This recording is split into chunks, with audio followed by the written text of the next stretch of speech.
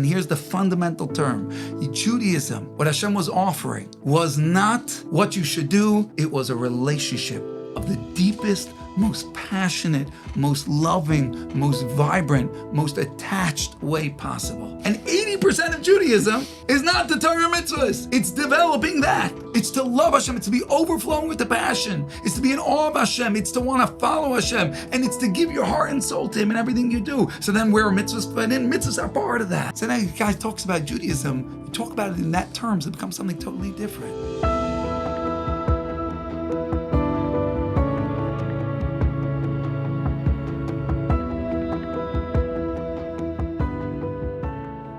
Baruchim Habayim, and welcome to Torah Talks Chazaq's Tuesday night program with special guests. We have with us all the way from Memphis, Tennessee, Rabbi Yehoshua Nissan. Shalita Baruch Haba, welcome. Thank How's the Rav doing? Baruch Hashem, Chaz Hashem. Huge schus. And now, the merit is all ours. Now you got to show me some of the tzaddikim, tzaddikim that are going on. Yeah, mamish. I'm jealous. That's what I say. I'm jealous. I'm starting off this talk jealous. I'm kind of you, your Olam Haba, and all the Heilige Gechever here. I can't fathom Rabbi what's going on. Just the energy that you're giving over, we're mekana of that, and we're going to get some of it today. I'm borrowing it. I'm saying anyone out there wants to feel what Olam Haba feels like, walk into this place, and you're going to smell the reyach of Gan Eden. Yeah, everyone's. I'm serious. They're turning over the world. They're saving Hashem's children. Rabbi Yehoshua Nissan, meaningful, amazing. All of Am, all the Jewish people, Sheir B'Sarat with only good news. Amen. So Rabbi Nissan, we're going to be speaking about meaningful Judaism, which is an important topic, an exciting topic, but we forgot to the topic, a little bit background of the rabbi and the great work you're involved with. All right, I'll give a little background. Basically, if you really want to have a defining point to categorize me, maybe, best said is my grandfather. My mother's father is my father's Rebbe. Rav Shlomo Twersky was a Rav, Rebbe, Mekubal, Poisek in Denver. The Rabbi Twersky dynasty. Yeah, all the Twerskys. Rabbi Dr. Abraham J. Twersky is my great uncle. So this Mahalach, which is maybe the synthesis of two worlds, the Hasidic and Litvish world, and bring it all together, Av, Avira, and Avodas Hashem. That's I grew up on that, and I hope that maybe I could borrow a crumb of it and try and live it out. I see Twersky in the rabbi. Yeah, it's there. I don't deny it. It's my schus. So that's what it is. So I went to Baruch Hashem. I went to Litvish yeshivas. I went also to Hasidic yeshivas, blending all together. And Chas Hashem, 7 years ago, we opened up a kollel in Memphis, Tennessee. Why? Because there's Jews in Memphis, Tennessee. That's why. Chazaq should know the answer. Okay, wherever the Jews are, you got to go where the Jews are. You got to help the Jews. So Baruch Hashem, we went there. I tell you, tremendous chizuk, places and people who thought, are people going to turn up to come learn with the kollel? People going to, what's their background? What do they know? What have they been exposed to?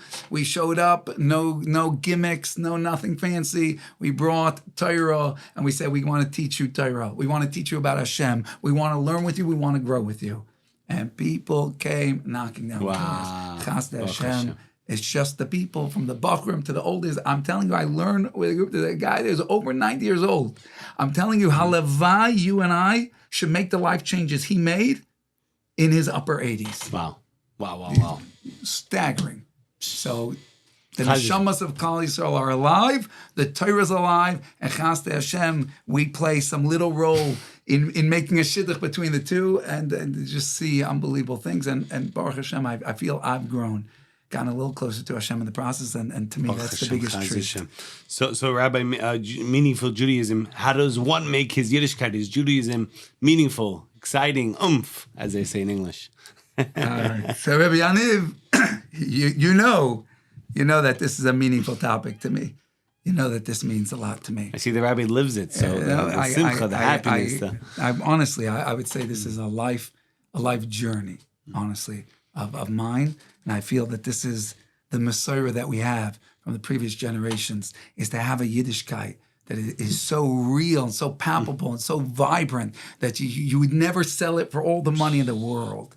And the question is just How do we get that? What does that even mean? Yeah. So obviously the olive base. Let's hear. Yeah, all right, here's the secret. What does it mean? What does it mean? And I said the olive base. The olive base is the first start.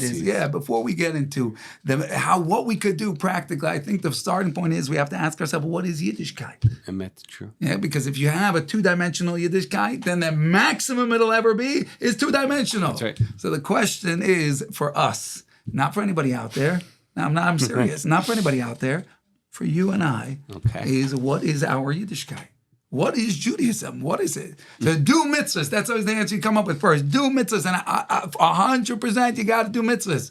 But is that all Yiddishkeit is? Pshat is Hashem needed a coffee? Is that Pshat? Hashem needed a coffee, so he hired you to get him a coffee? Is that what he hired you to get him a coffee? Hashem doesn't need anything. Why did Hashem give mitzvahs? What's going on behind the scenes? What's the bigger picture of Yiddishkeit? I'm not going to throw Nesiv Shalms at you. I'm not going to throw Baal Shem Tovs at you because you won't believe me then. I'm going to throw a Mesil Sharm at you, my friends. You have to know the Ramchal. This is Aleph Beis Yiddishkeit. Anybody who doesn't live with the Mesil Sharm doesn't have the foundation. Moshe Chaim Luzzatto. Moshe Chaim Luzzatto wrote the Mesil Sharm. If you didn't read it yet, go out, right away, get a copy, and buy it. That's nothing to do. Just start reading it. But he writes in his introduction, what is Judaism? He also writes that nothing's new. Everything is. He says, I'm not going to say anything new. Right? Okay. He didn't realize how little we were going to know. That's it. He didn't realize who was coming in the future generations. But he says, I'm not saying Chedushim. You just have to remind yourself what these truths, and then you'll become a great Jew. What is Yiddishkeit?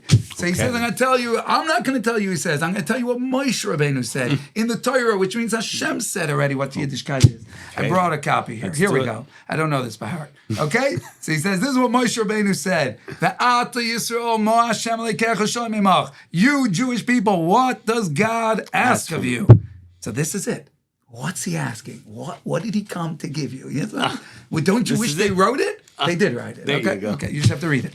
Okay. Ki im liyiras Hashem leikecha. But to fear Hashem, which is to have awe of Hashem, appreciation of His greatness, as he goes on to say, to follow in His paths means to emulate Him. The way Hashem acts, you try and act. To love Him, and to serve Him with all your heart and soul. That's all the passion, every ounce of your being to just be invested. I care about one thing, Hashem. I just care about loving Hashem. I'm in awe of Hashem. I want to emulate Hashem. I want to follow Him where He goes. I go. This is so far what we listed. And that's 4 things already. That's right. So far we didn't even mention mitzvahs. All right? But don't worry. There's mitzvahs. Don't worry. You're not wasting your life. Okay? And there's a 5th thing. Lishmar es mitzvahs Hashem es. Keep the mitzvahs. So it comes out something that is actually truly mind-blowing. If a person could show up, and it can't happen, but let's say a person came and showed up and said, I kept every mitzvah, I never did an Aveira, but they never did any of the other things that we spoke about just now. A perfect Jew. Every mitzvah, not one Aveira. 613. 20% of Judaism. Wow. Does that blow your mind? 20%. So a guy gets up in the morning and all he's focused on is just doing what Hashem said to do, which is a beautiful thing, and you should stay committed to that. But if a person, that's all he has 20% of what Hashem tried to give him. 20%. What's the other 80% of Judaism? Is really what tells you the mitzvahs are supposed to be too. Which is what the Ramchal writes later in the first chapter, is to be davuk to Hashem, is to be connected and bonded, cling in the deepest way, that Yiddishkeit, and here's the fundamental term, Judaism, what Hashem was offering, was not what you should do, was not slave labor, wasn't paid labor, it wasn't any of that. It was a relationship of the deepest, most passionate, most loving, most vibrant, most attached way possible. This is an unbelievable thing. And 80% of Judaism is not the Torah mitzvahs. It's developing that. It's to love Hashem. It's to be overflowing with the passion. It's to be in awe of Hashem. It's to want to follow Hashem. And it's to give your heart and soul to Him in everything you do. So then where are mitzvahs fit in? Mitzvahs are part of that. Zok Ramchal, mitzvahs are the dveikus. So now the guy talks about Judaism. You talk about it in that terms, it becomes something totally different. You talk about Shir Shirim, Kodesh HaKadoshim. Everyone should read Shir Shirim at least once in your life.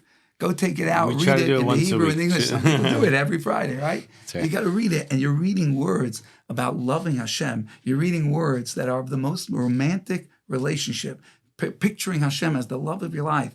It's not as if, because Hashem is the love of our life. This is what I'm trying to tell you, my friends. Hashem could be your best friend and the love of your life. Is it possible? Yeah, if we begin a Judaism that tries to create the 80% that we haven't yet focused on. If we take the 20%, which is the mitzvahs, and we say, how is that part of the bigger picture of the full devekis closeness with Hashem? I say, every mitzvah, you could view it totally different. Imagine you got a note from somebody that you love so dearly, and they said, meet me on the corner of, right, what did I get? I got a text that told me where to meet you, right? Yeah. Here's the address, meet me here. What's that? What's that text? It's a to-do list? It's something I have to do. It's something I come and get paid for. No, it's your friend is saying, this is where you can meet me. When Hashem says, here's a mitzvah, come down in Shachris with a minyan and put on your tefillin, Hashem is saying, I want to hang out with you. You want to hang out with me? Let's have a date. Well, where should we meet? I'm going to tell you where to meet me. You know where you meet me? Meet me at the shul for Shachris, put on your tefillin. We will be together. We'll spend 45 minutes together in the morning. It's a date. It's a romantic date. It's a Shira Shirim date. And if a person puts it on because he thinks there's only 20% to Judaism, he just has to do it, and he shows up to do it. And let me get over it. Let's do it. Even to get paid. No, I want to get paid. Okay, but how fulfilling could that be? How rich could that be? But when you show up and you look, you walk in the room, and you say, Hashem's been standing here, Kiviyachol, in this room, so to speak, waiting for me to show up. Because he organized this date for only one reason. He doesn't need any tefillin. He doesn't need nothing. The only thing he wants is me. So he's been waiting. And he made something called tefillin. And then he whispered it on Har Sinai. There's something called tefillin. If you put on tefillin, we'll hang out. This guy comes in, come into daven. How do you view that? It's a totally different experience. And it's not just the mitzvahs you do to view them as a date. But the 80% of Yiddishkeit is to work on developing the 80%. To work on loving Hashem, thinking about Hashem throughout your day. The more you live with Hashem and the more you live this richer, dynamic Yiddishkeit, where you have a relationship with your best friend, the love of your life, your father, your king, your everything. He's got everything in him. Avinu Malka, everything's there. And you begin to develop a very, very real relationship. It's visceral. You feel it. And each mitzvah, you appreciate that it's a moment with him. Then your Judaism starts to take on extra dimensions you never knew it had. So there's a meaningful Judaism. The first question is, what is Judaism? This is Yiddishkeit. This is what the Ramchal is saying is Yiddishkeit. If we don't understand this, if we're not trying to live this, we're only living a fragment of Yiddishkeit, and that would explain why it feels dead. Powerful. So this is the beginning. Rabbi Yehoshua Nissan, this all sounds good, nice, good and dandy. Like, feel the passion, feel the energy, but tachlis, when a person comes, push comes to shove, how does one obtain that connection, that clinging? That's always the next question. Nice in theory. But before we say that in theory, I want to say one mashal, because why? Because me talking the whole time, nobody's going to remember. People like parables. But I'll tell you this mashal that the Toldos Yaakov Yosef said is a Talmud of the Baal Shem Tov, because people want to know, yes, Judaism is supposed to be passionate. You're making it sound like it's supposed to be, you see it's a pasuk, you see it's the Torah, all this what I'm talking about. Very clear. Yeah, but it doesn't happen automatically, and you're right. So we have to talk about how to make it happen. But I just want to give one mashal, just to appreciate, so that everyone who maybe could see this and will walk forward, the mashal will stick in their head so they remember it's important. I'll say it, Bekitzer, very, very briefly. People said to him, Judaism is supposed to be so passionate. The Hasidim are saying it should be on fire. Where does it say in the Torah it should be on fire? Okay, so you could point to this pasuk that the Ramchal said. But where does it say his slavos, fire, passion? So he said, I'll tell you a mashal, a parable. He said a guy went to the baker and said, I love your bread. Teach me how to make bread. I love the bread. Tell me how to make it. So he gave him a list, all the ingredients, instructions, everything. Guy calls him later in the day. He said, I followed your instructions to the T. It's not working. How could that be? Following exactly? I say, yeah. I've never had anybody say it doesn't work. He said, you know what? I'm coming over. Let me check this out. Let me check out. What's going on? What's going on? He said, follow the instructions, going through all the steps. Yeah, you put in that, you put in that. Yeah, all the things. So he said, what? It's not working. He said, let me check. Let me go look at them in the oven and see why it's not working. Opens the oven. It's cold. Oh. Is the oven on? He says, the oven's not on. He said, you didn't turn the oven on? He said, you never told me to turn the oven on. He said, I don't have to tell you to turn the oven on. Tell you to turn the oven on. If the oven's not on, you're not baking. What the Torah is saying is very deep. The Torah didn't say openly that there needs to be a fire in your Judaism, a passion, because in the Torah's world, it understands, like there's no such thing as baking without an oven being on. There's no such thing as a relationship with Hashem that doesn't have passion. You can't say you're involved in a connecting relationship with somebody and not care about them at the same time. The two don't make sense. So when Hashem said the Torah, and we look at it sometimes as a to-do list, so you say, how do you know you have to do it with passion? It's not a to-do list. It's not at all. It's a book that's a love letter from Hashem to the Jew. And it says, I want to have a relationship with you. Here's how you're going to do it. 20% you're going to do mitzvahs and you're going to realize them, and 80% you're going to work on the relationship and do all these things to make it real and deep. Does it have to be passion? Of course it has to be with passion. That's what a relationship is. That's what, and if anyone out there is wondering, is that really what a relationship is, then you should go to a marriage counselor. That's what I would suggest, because obviously that's what a relationship is, right? Relationship has to have that dynamic to it. And therefore, this is really what Hashem came to give us. Something that's so incredible. I wish one day, Mitzvah Shem, I should be zeicher to feel it. If we would feel it, we would be drunk. We would dance in the street. Like the Kabrina said, from Ani ledaidi v'daidi li. We say, I am to my beloved is to me. He said a person could be drunk on that line. Okay? That's a line from Shir HaShirim. I am to my beloved is to me. That we say that, that we say that about Hashem. That I am to my beloved is to me. The Kabrina said you could be drunk on that line. If we understood what we were saying, if we focused on it, if we thought about it, if we lived it. So you want meaningful Judaism, the first step is let's have Judaism. Let's realize what it is. Let's invest in the full 100% of what it is and begin to embark on what that means. Okay. Powerful. So now you say. Amazing. I have to add about the Chavetz Chaim, about the man, about the, in the desert there was the food. So whatever you thought about is what you got. So somebody asked, what if you didn't think about anything? So you got nothing. It was no same thing with Judaism. It's not just doing the mitzvot. It's also the passion, like the rabbi is saying so beautifully, so eloquently. You're really already giving solutions. No, it's true. As a Rabbi Yanbai, I could give you the rest of the time. No, Rabbi Yehoshua Nissan. Seriously, you're telling the passion. What are you saying? You're saying the thought you put into it is what you get out of it. And that's true. And that's, of course, really the next step, which is you're asking, how do you make it real? How do we do it? And the answer is, and there's a lot of detail to it, and then maybe before we get into detail, after we get into detail, we'll talk about the fundamental switch I think that everyone needs to make first. Yes. But yes, of course you're right. There's no one solution. There's no one secret recipe. What does it take to build a relationship? What does it take to invest in something? What does it take to appreciate something? What does it take to make a moment magical? It takes a lot of things. And any one of them on a different day could work or not work, but obviously it's going to take time, and it's how you think and what thought you put into it, the space you give yourself to do it right, what you've learned beforehand to find out what is so special about tefillin. The Malachim wanted that we shouldn't get that mitzvah. They wanted the Torah. So it's got to be pretty special. Hashem came down from the biggest miracle in the world to give Nissan this Torah. It's got to be pretty amazing. It's got to be, right? Hashem doesn't give you cheap stuff. There's no knockoff. If Hashem came down from Shemayim to give it, then you understand that it would be worth everything in the entire universe to get just a crumb of what the Torah is. So what does it take? So you got to learn the things that shed light on what that is.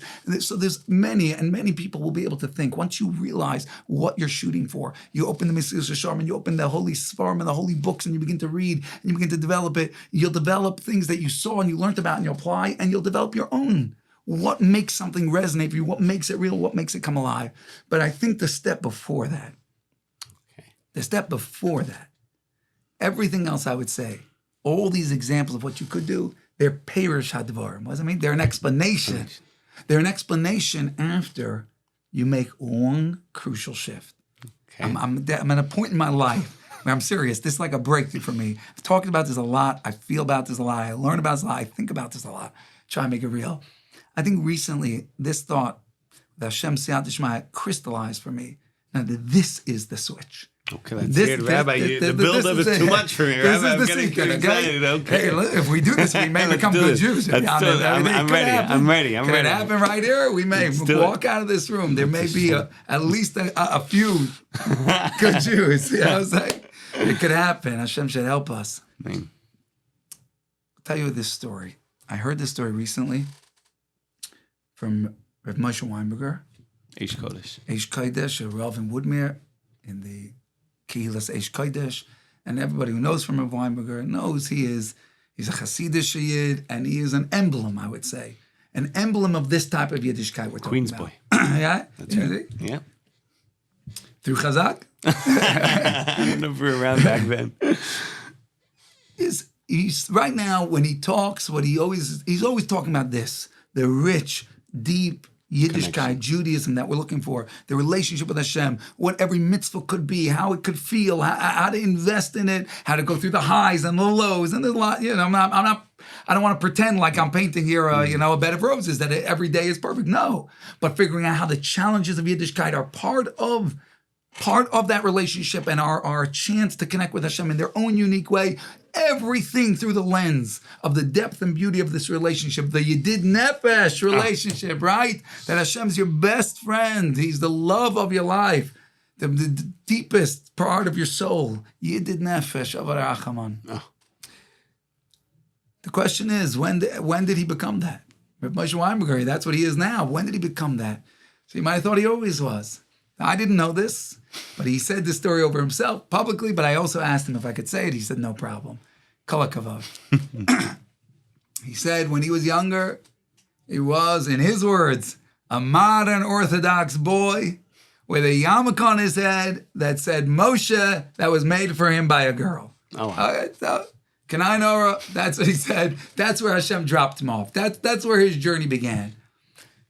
He said one Shabbos, they made a big singles weekend retreat, Labor Day weekend.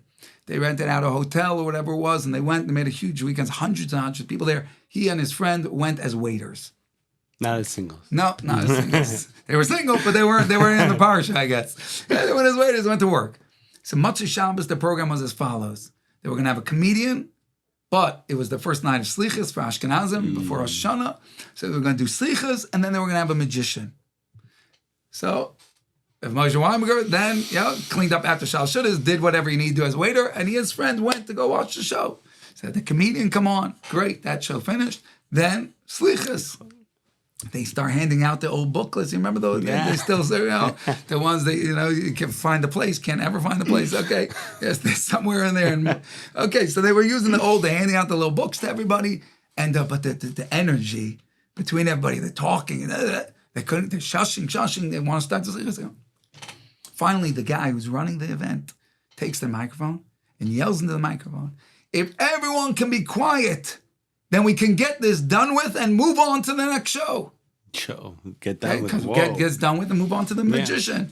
Simple line, not a big deal, right? If everybody could be quiet, we could get this done with and move on to the next show. Pretty innocent line.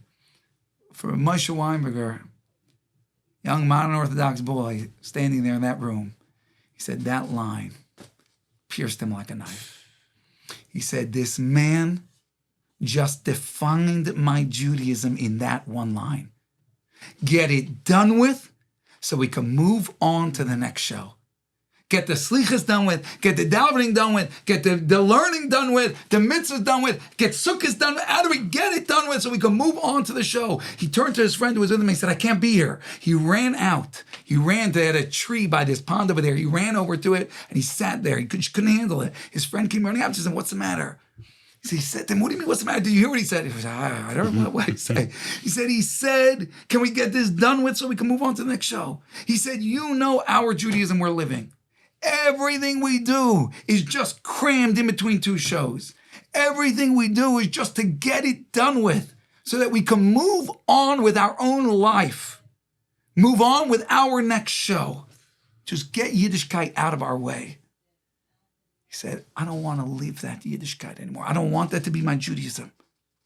we can't let that be.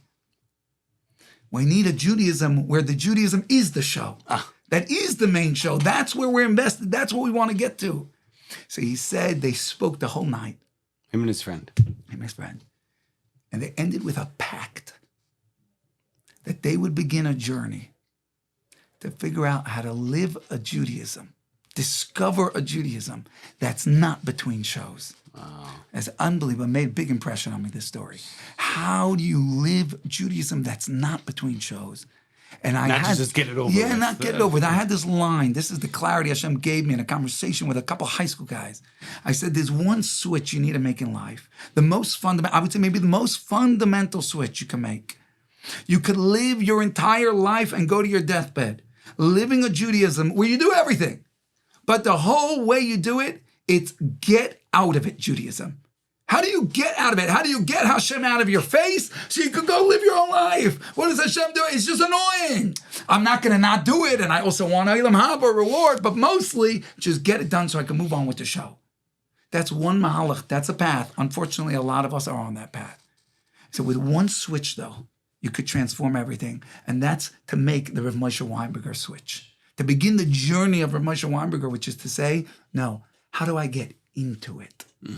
How do I get into it? As long as you want to get out of something, it's not enjoyable. It's not. And when my son comes and shows me a magic trick, if it's during supper time and the things are flying, the baby's crying, it could be the most amazing magic trick in the world. I don't appreciate it.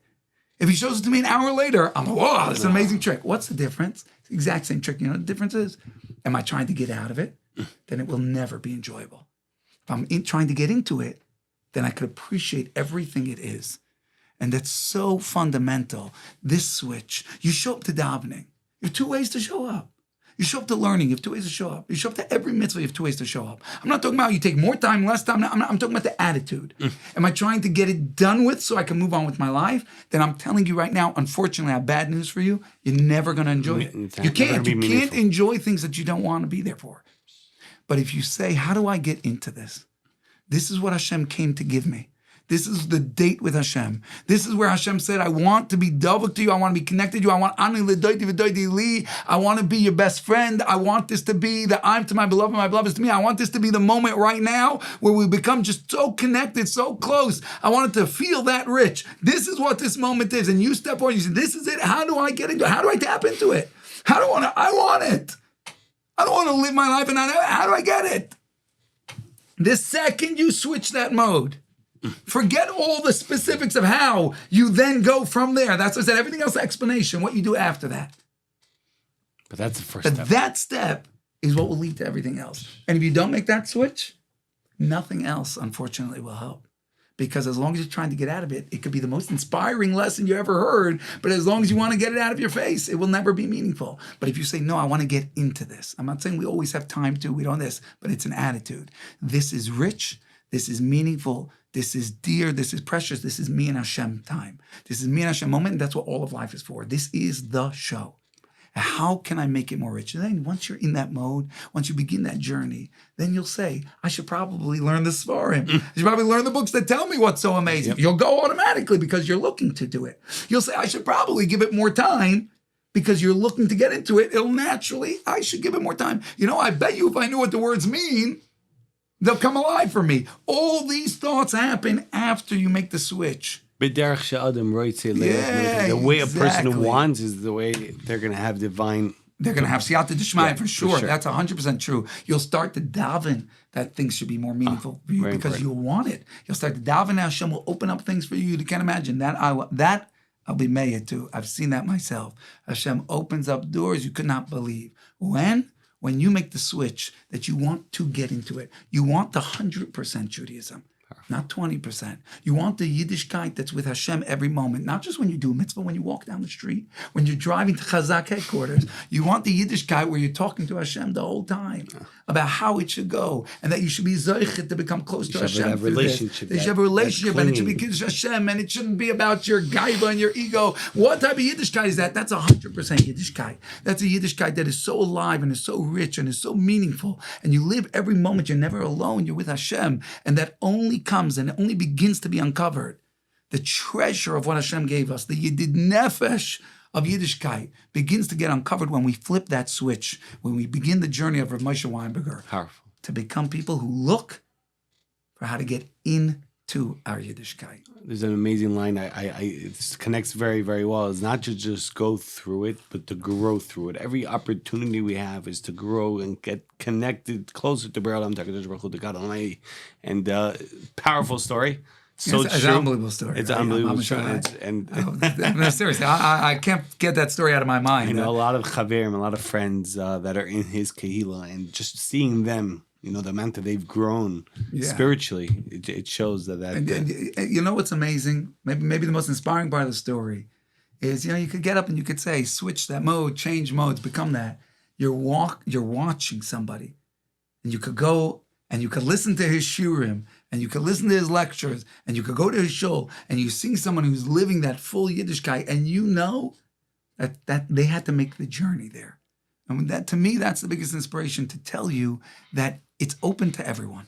Everyone is invited. Hashem invited everybody. This is what Hashem wants to give us and gift us. And it's invited. And you don't have to. Don't feel bad if you don't have it yet. Don't feel bad if you grew up in a home that didn't give it to you. It's always going to be a journey. That's what life's for. It's a work in progress. It's a journey. But look what we could have. Follow his example. Follow the example of all the tzaddikim that pushed, and you got to push, that pushed and gave to this and walked out so wealthy and rich with the deepest connection to their Yiddishkeit that they would never give up, not a moment of it. For all the money in the world. Once you it all starts with that switch. I want to add two things, Rabbi Nissan. Yeah, Number one is that the way to connect to Be'er Olam, another way, obviously the main way is the chinuch says, I believe, after the actions, doing it many times, the heart comes as well. Many times people feel like, I don't have a desire yet for such a thing, but after doing the actions and pushing and encouraging, it comes. That's one. Right. And number two, how do you cling to Hashem? As we know, the Rabbi mentioned, the Ramchal, is the word mitzvah, which is a positive commandment and doing good things. If you do Adbash, which is basically the first letter, we all know Aleph and Taf and Beis and Shin, etc., it interchanges. So the word mitzvah is Yud, the Mem is Yud, and then Tzaddik is Hey, and then you already have a Vav in Hey, which is God's name. So every time we do a mitzvah, we're connecting and clinging to Hashem. So the more we do mitzvot, but again, like the Rabbi said, not just doing it, but to do it with that passion and that meaningful feeling, has a very big effect on a person. Maskim? 100%. I agree with you. You got to show up when you feel it, when you don't feel it. Yeah. And like we said, and the more you go through it, then the more it becomes alive. And don't expect magic in one moment. Just don't stop the journey. Don't stop looking for that. If you keep looking for that, then in Mitzvah Shem, I think we'll be zeicha more and more 100%. To taste more and more. So, Rabbi, so many beautiful, inspiring messages by Rabbi Nissan. Such a pleasure to have you on the program, on Torah Talks, Chazaq's Torah Talks. We have a minhag, a custom, a final message. If the Rabbi could give us that line. I'll give you a final message. Maybe it's connected, maybe it's not. And I'll give you this final message. Okay? It's a story. Can it be a story? We love stories. Yes. It's a story that's very close to my heart. Lo midrash yikar ela ma'aseh. The ma'aseh is a story. This is a story, and I think this is a guiding story for every one of us. I was once invited, way back, before I was in any of this. I was just learning in yeshiva. They invited me. They made a kiruv Shabbos. It was going to have a lot of people there from the college in Baltimore, and they weren't religious at all. They were going to come they come Friday night for a meal and davening in this place over there. I think it was called Eitz Chaim. Maybe it was the kiruv center over there. And they invited me to come daven with them. So I showed up early, so I was already in the shul. I was davening. In the middle of davening, I stepped out to use the facilities, and I walked out. And in the shul, there were some people there, but it wasn't a huge crowd. I walked out, and there in the lobby, I saw tons of these college boys and girls sitting in the lobby. There in the base medrash, there's a rocking Kabbalah Shabbos going on. We're singing, we're dancing, and here in the lobby, tons of them just sitting there shmuzing. And my heart fell. And I realized they're going to go back. And they're going to say, we did it. They told us to show up for Shabbat. We showed up. You know what? It's not impressive. It looks very much like college. And it so hurt me. You go one room over. Go. We invited you, but you can just come here and sit and schmooze. You're sitting here. And it occurred to me right then, a mashal. I said, you know what? The Torah is like a treasure map. it tells you the direction, and it tells you the X marks the spot. So imagine a guy shows up, follows the treasure map, stands on the X, and goes, "There's nothing here." What a ripoff! What a fake house! And the map is a fake. There's nothing here. You say, "Hey, Tippish, don't be a fool. You got to dig." The X tells you where to dig. But without digging, you're only going to see dirt. If you dig, you see the treasure. They showed up. They didn't try to dig, though. They didn't see anything. If they would have showed up and said, "Where do we dig?" they would have seen Shabbat. And they would have been blown away. The truth is, every one of us is that college kid. Hashem gave us the Torah. Hashem gave us everything we spoke about today. And there's a treasure map. And it tells you how to get there. It tells you where to stand. It tells you what mitzvahs to do. It tells you what to read, everything. The treasure map tells you where the treasure is. But then we got to dig. If we don't dig, we see dirt. If we begin to dig, if we invest in it, then we find the treasure Hashem's trying to give us. We should all be zeiche to find that treasure and live with the simcha and passion and ava and yira of that beautiful treasure and awe of Hashem and dveikus with Hashem. We should all be zeiche to that, and with that, go out to greet Mashiach Tzidkenu b'meira v'yameinu. Amen. Rabbi Yehoshua Nissan, words of chizuk, of inspiration, powerful. Well, love it very, very much. Really. Thank you. It means so much to have the rabbi on the program. Wow, I'm sure everyone was inspired as much as I was, and a lot of chizuk, meaningful Judaism. Rabbi Yehoshua Nissan from Memphis, Tennessee, formerly from Queens in Far Rockaway. That's right. Baruch Hashem, and it's a big honor to have the rabbi down here and to give us the inspiration. We want to thank all of you for joining in Chazaq's Torah Talks, Tuesday nights, 8:30 p.m. Eastern Standard Time, chazaq.org/live. Special thank you to all the podcast players, and especially to our friends on Torah Anytime for hosting our podcast and all the Chazaq Shirman events. Special thank you to Daily Giving. $1 a day goes very far away. Very much appreciative to their support. And we encourage everyone to get involved with the Chazaq Revolution. Dedication opportunities are always available for Chazaq events, shiurim, lectures, but most importantly, the Hatzalat Nefashot department, the saving of lives, whether it's after school programs, Sunday school programs, teens division programs, our yeshiva placement division. So please reach out to the organization, info@chazaq.org. And once again, thank you, Rabbi Nissan. Thank you. Thank you, Rabbi. Really powerful.